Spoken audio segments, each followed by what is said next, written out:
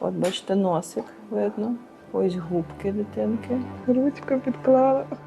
Аделіна буде. Тато назвав. Він в суботу дізнався, що буде дівчинка, в неділю загинув. Ти мама, да. Вона ще часом каже, ти мама, тато. І думаєш, да, я мама, тато. Тато. Угу.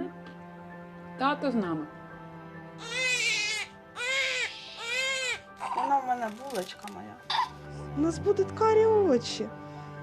Буде як у татка. Він же ж мріяв про дівчинку, він завжди казав, в мене буде доня. Але ж він і дізнатися не встиг.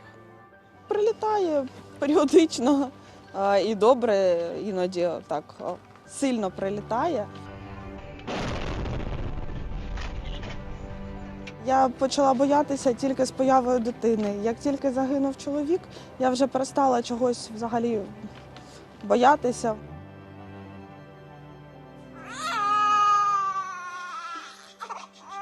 Андрій мені її передав і, мабуть, сказав, щоб вона мене берегла. Я розумію, що я мама, що я голова такої великої сім'ї.